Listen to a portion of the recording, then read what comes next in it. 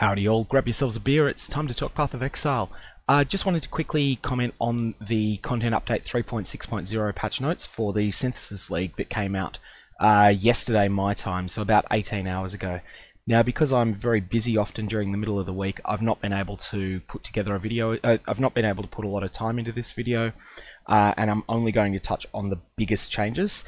If you want analysis of a lot of the smaller ones, do look around. There's a bunch of other YouTubers that have put up some great videos that go through a lot more detail than I have time to. But the short version, the start of this just looks at some of the new things that are coming. A lot of this talk refers to the various new skill gems, and we can't really say much about them until the numbers for them come out, which I believe is going to be in the next 4 to 6 hours time. I'm looking forward to seeing Intensify, I'm looking forward to seeing Malevolence, and I'm looking forward to seeing the numbers on Divine Ire, but we don't know. That any of these could be amazing new skills like Winter Orb was, any of them could be utter trash like Lancing Steel was, so it's just going to be a matter of time. Okay, in terms of other changes, I've already talked a little bit about the changes to Leech and the Critical Strike changes and the Resist Cap changes. All of these have, they're going to have an impact on the game. All of them are changes that lower typical character power, which is generally a good thing because we're too powerful for the content for the majority of the content in the game. But I do think that the Leech changes are going to see the Slayer Ascendancy completely dumpstered for this league. But it'll get reworked next league. A couple of skills have been completely reworked. Need to see these in action to comment on them, and then we'll be able to say. But we've got the skill balance for spells. This is interesting. There's a few spells that have been, I think, may have been pushed up into the stratosphere in power. At the same time, there's a few skills that have had much needed nerfs, and a couple that have had more puzzling nerfs. Anger. Anger was already one of the best auras in the game. Anger just got better. There's nothing worse about it. Every single stat seems to be better than it was, and by quite a bit too. We're talking 25% more damage that's added to your both your spells and your attacks by the Anger aura. This is really good. If you were previously debating between using Anger and Herald of Ash on a build, give it some more thought. You may want to fit Anger in after all. Arc. Arc is dead. It's not so much the numerical changes to damage that have changed things. These are sort of completely realistic minor nerfs. It's the change to the chaining range. Arc is now going to basically be stuck on the pack that you fire it into. It's no longer going to fire off onto different screens. And I think the reason people have been playing Arc has been the fact that it can chain around, that one casting of it can zap onto other screens, especially in conjunction with traps and mines that cause you to effectively fire off 3 arcs at a time. Arc is dead. Armageddon Brand has taken a nerf that's bigger than it looks. The damage changes are small. You'll see here that at level 1 there's basically no change, and then at level 20 we're going from 400 to 332. That's about a 15% damage decrease. Also 15%-ish at the top end. Added damage effectiveness is going down from 90% to 75%, so it's not going to be as good with added cold damage as it was. But the big thing, even though this is only a 6% decrease in damage, activating every 800 milliseconds instead of 750 is actually kind of a big deal. It means there's more delay until you start clearing monsters. And I think a lot of players are overly focused on damage per second of a spell, but not so much on the delay until that damage is dealt. So this is particularly important if you're ever running in the Delve Mines. You'll see that 1, often monsters will move out of the way, but 2, and so you just won't deal any damage at all. But 2, sometimes you just will get swarmed. It means that a monster that was going to be attacking you for 750 milliseconds is now attacking you for 800. That's essentially going to mean you can expect about 6% more damage to come in, because the monster's just alive for that extra 6%. And I think that's a statistic or that's the thing people are missing when they're assessing the skills changes. And it's also why you didn't see trap or mine builds having much success deep in the delve mines. It's because the time from you launching from you initiating your attack to monsters dying was too long. In any case, I don't think Armageddon Brand is dead the way that Arc is, but I don't think it's going to be it already was the weaker of the two brands. I don't think it's going to be as good as it was last league. I think it's going to drop quite a bit in popularity. Assassin's Mark, and this is just curses in general. I mentioned the curse mechanical change in the last video, but mana costs are dropping substantially on curses. Mana costs have always been really high on manually casting curses, and it's one of the reasons that players love to look for alternatives. We'll get to see how these feel in practice, but generally speaking, I think this will be something that if you want to cast a linked curse, so a curse that's got, say, increased area of effect and empower and enhance, or some other combination. Yeah, it is enhance. It's the one that increases quality. If you want to cast a massively invested curse like that, this will make it feel a lot easier to do so. However, I still think that even with all of the changes, triggering your curses still just feels like it's going to be better than manually cursing. So I don't think that's going to be as impactful as it looks. I do think people will be using Bane to apply multiple curses. If you're an occultist with the Malediction node, you'll be applying curses through Bane. If you're wanting to have 2, 3, or even 4 curses, so in that case, yeah, this probably isn't going to have any effect. We'll have to see exactly how Bane handles mana cost, but I think this is just going to be a smaller change than it looks on paper, because going from 50 mana to 33 is a big decrease, and on high cost spells, it's more impactful to have a big percentage decrease. Ball Lightning, need to see this in practice. It's definitely getting better, but I don't know whether it's getting good enough. Blade Vortex isn't quite dead, but it's taking a significant haircut in power level, and also the Vaal version is taking a haircut as well. I think Blade Vortex is going to go from unquestioned top of the physical spells to just being a viable option for them. And I could even be wrong. It may just end up getting dumpstered, but I think it's probably still viable. Bladefall is getting a small buff, but not enough. And I'm just going to jump down. We've got a bunch of things that are just getting their mana costs changed around, which may make Mind Over Matter more popular than it has been. Cold Snap is only pretty minimal changes, and it doesn't get much more minimal than changing from 1193.2 to 1196.4.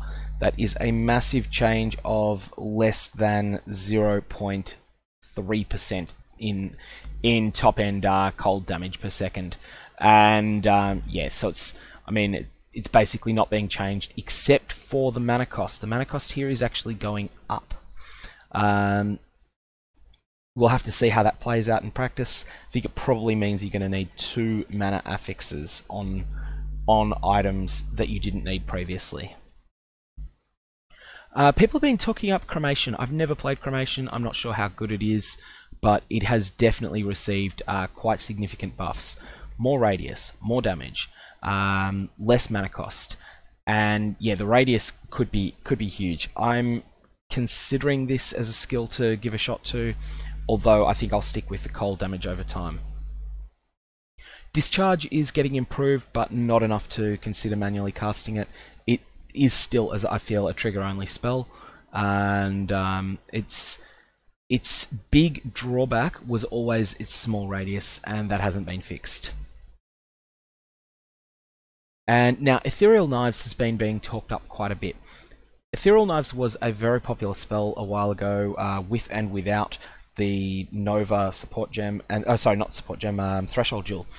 It then faded completely from the meta, I think, just as other things got better, but it now looks like it could well be back. It's getting a monstrous amount of damage, like 40% more damage in its raw physical, and also 20% increased damage effectiveness. I think this could be a skill worth trying out. Fireball. Fireball is going up, up, up, up, up in damage. Added damage effectiveness of 180% is one of the highest on any skill in the game. I think the only one that's higher is Molten Shell at 200%, and this base damage is just enormous. It already was pretty high. The problem though is that Fireball pretty much needs greater multiple projectiles. There's no real way to get greater multiple projectiles effect for free on Fireball. So you're either forced into going Fireball with greater multiple projectiles, or a very heavy reliance upon Val Fireball, in which case you'll use Fireball just to get enough charges to start your Val Fireball chains, and then you'll just whirling blades or zip around via movement skills through the map, disgorging Val Fireballs every time you're anywhere near a pack, and stacking various Val Soul skill tricks, such as the Bloodstained Weapons and the 2 Incursion Temple unique flasks. You'll then use all of these in order to recharge your Fireball or your Val Fireball quicker. This is on my short list of skills to try. I don't think I will end up running it though. Okay, so Firestorm got a faster cast speed. This is a pretty big deal, but Firestorm I just don't think it's good enough anymore in the game, and it also suffers from Armageddon Brand's weakness of taking too long to start dealing damage to enemies. We continue down. I have certainly played Flame Blast in the past, and it's not looking like it's gaining anything much. And Frostbomb is now even better at low level than it was. If you've never leveled with Frostbomb before, give it a shot. It's absurd for just basically getting from level 4 to 12 faster than anything else will ever do. Frostbolt has gotten better, and unlike Fireball, Frostbolt has a Threshold Jewel that mimics greater multiple projectiles. So if you can get two of the Frozen Trail Jewel, which I think from memory you can get one of them in Act 5, you will be firing a lot of very high damage Frostbolts. It'll have good screen coverage, and it is really doing some damage now. That's a 30% increase in base damage, and I think this skill is really looking like it's in a good place at the moment. It is costing more mana than it used to, but for 30% more damage you can't complain. Glacial Cascade has had a modest damage haircut. It's had its cast time reduced, and has had a decrease in damage that overcompensates for this. It still is a pretty good spell, and I think it will still be a popular choice in conjunction with mines. Glacial Cascade mines have tremendous screen coverage, and they've been a solid, if not an outstanding build for a long period. They're also one of the best builds for being one of the first to take down Uber Elder or Shaper in a new league, because they do a lot of damage, and they let you do that damage whilst focusing primarily on mechanically dodging the boss attacks. Now, Ground Slam, I'll mention this because a bunch of melee skills have this, can now affect 40 targets instead of 20. This is going to be great if you're in the Delve Mines or other areas with insane pack size. It won't affect most players, but once you get to true endgame play, this is going to be a big deal. Now, as we keep flicking through the other skills of note, Lightning Spire Trap and Stormbrand have both taken 20% damage haircuts. This is only 20%. I was expecting more. they're probably still the absolute best choice for leveling. If they're not absolutely best, they're going to be close to it.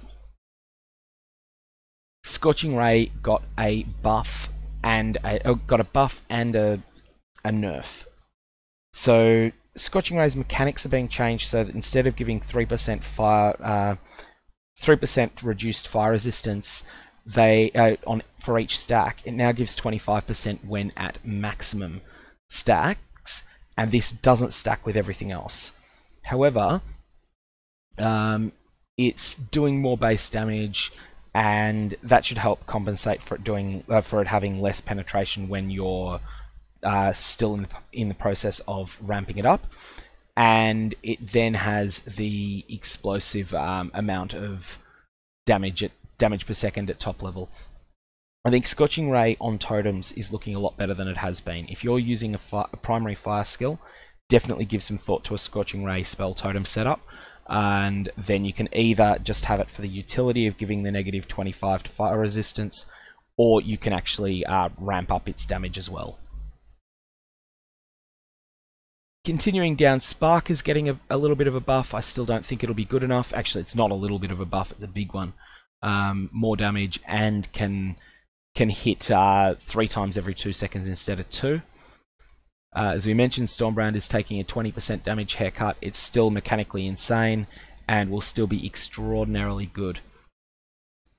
Stormcall. Stormcall was one of the hidden sleeper skills of the last league.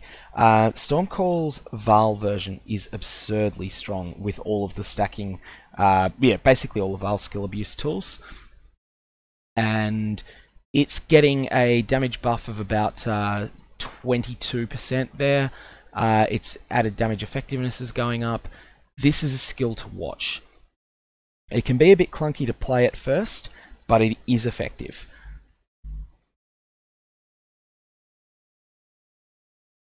And you'll notice that Vortex has only taken a very minimal nerf. So the Occultist Cold Damage over time build that was introduced last league, it's lost 1% here, 3% there. It's still perfectly fine. Winter Orb, you have been smacked around with the nerf bat at level 20, but not as hard as I may have expected, and you still look like you're going to be a solid skill. Val skill balance. Valblade Vortex is getting dumpstered. It will still be solid. It's still better than a normal Blade Vortex, but the amount that it exceeds the power of a normal Blade Vortex is getting brought down to earth. And now we have Val Fireball is getting all of the buffs that Fireball got. This is going to make it insane. And when we get to Support Gem reworks, you'll see even more. Val Righteous Fire is getting dumpstered as well. This was something I wasn't really expecting, and in any case, it's been a skill I have used as a spell damage amplifier, basically like a short-term aura in the past. I'm not going to be doing that anymore. Val Righteous Fire's identity now is primarily being the skill that you cast for the fire damage over time component, not for the spell buff. Now, let's have a look at the support gems. I need to see Storm Barrier support, or which is now infused channeling in practice, to say anything. Arcane Surge is getting made compelling at higher gem levels. Need to see it in practice to be sure. But the big ones, Chain. Chain is going from a 50% less damage to 30% less at level 1, and it is only going to be 11% less damage at level 20. Now, Chain support is incredibly powerful mechanically, but it comes at a big opportunity cost, because the gem slot that you're spending on Chain support is a gem slot that you are not spending on something that ramps up damage like Controlled Destruction or Elemental Focus.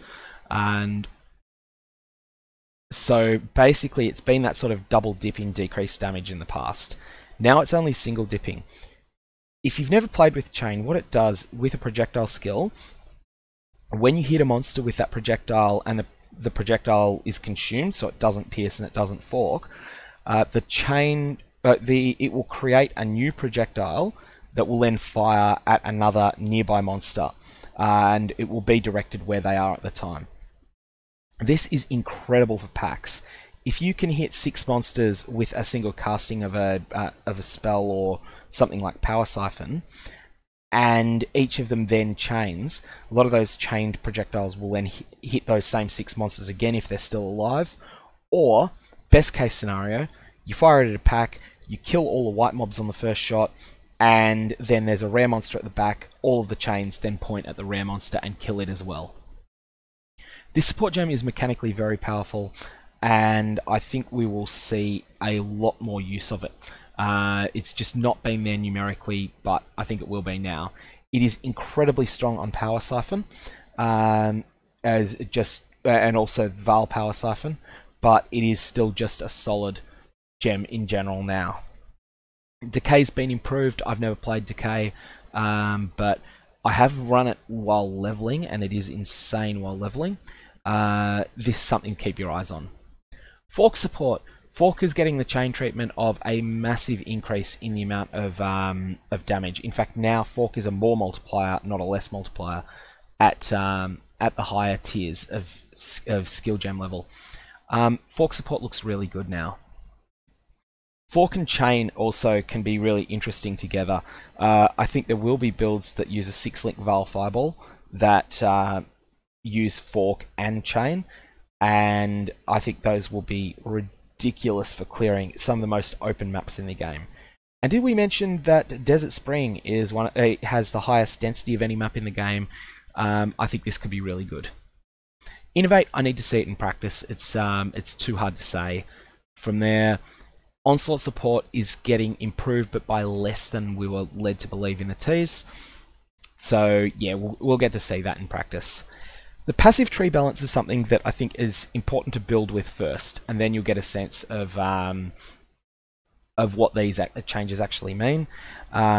The section, the Templar area has been reworked the most, and I'm sort of keen to see how this ends up working out. Ascendancy balance, there's no real shocks here, except for the shock we've already had of Ascendant Slayer and Slayer basically being removed. Item balance, Law Weave. Law Weave is no longer the most absurd body armor available until Mirror Tier gear. Law Weave is losing its best defensive line. The maximum resistances will now roll between 75 and 78, not 75 and 80. Legacy Law Weaves are going to be a popular thing in Standard in the future if you play there, but Law Weave is still going to be very solid with a 78%, as long as some of the other rolls on it are good, but it will no longer be a sort of second to third best defensive armor at the same time as being one of the better offensive armors in the game. So it's gone. Oh, well, it's not gone. It's just going to be solid. We're also seeing a little slap around for Toonfest Gloves. They're no longer giving 6 to 8% increased attack speed. They should still be a very solid glove if you can get the 2-socket version, but they will no longer be so much better than other options that they invalidate the existence of all other options. Poet's Pen dual wielding only is getting a nerf, and I think that's something that, yeah, everyone's expected Poet's Pen to get some sort of nerf. It got a slightly less of a nerf than we expected. And the items, the Atlas bases that have implicits where they don't usually exist, so this is Two-Tone Boots, this is Bone Helmets, these are getting nerfs to the strength of the implicits to make up for the fact that they can now gain a Labyrinth enchant as well. So Two-Toned Boots are going from 15 to 20% to 2 resists down to 8 to 12. Bone Helmet is having its increased minion damage halved. However, this is actually a buff because the Labyrinth enchants plus the half strength old implicit is better than what they used to have as a complete package. Bone Helmets with Labyrinth enchants on them are going to be in hot demand. And whilst there's a few other things that have been mentioned, The only other thing that I really want to raise is the azurite mine changes. You are now less likely to find fossils at depths shallower than 58 and more likely to find them at deeper depths. This is interesting. I was expecting the barrier to be higher than 58 because I spent a lot of the early part of last league doing delve shallow fossil farming, but I didn't go as shallow as seems a lot of people did. A lot of people were doing it in monster level 60, 61, 62 zones. I was doing it in monster level 68 zones and even as high as 72. Sulfite costs are still trivial at that level. Even if you're in tier 5 map equivalents, you're paying basically no sulfite. One gilded sulfite scarab was giving you, well, in the betrayal economy, that was giving you 12,000 sulfite. Typically, it'll be less now. But even then, that was an enormous amount of delves. You could do 30 or 40 delves for that 50 chaos investment, and those 30 or 40 delves, you'd pick up anywhere from 400, 500 chaos in loot typically. So the people that were even more frugal on sulfite than I was, they're going to get less, but I think all of the old low-level delve tricks will still work. Other than that, I've already had a video on the Zana League mods, and there's a few other changes, but that's basically the end of it. Anyways, I'm hoping that I'll have a bit more time tonight to go through the 2020 gems and see what gems have been hidden in there. Otherwise, it's time to give some thought to your league starter, and I'm doing the same. I think I may go the cold damage over time occultist build, but time will tell on that.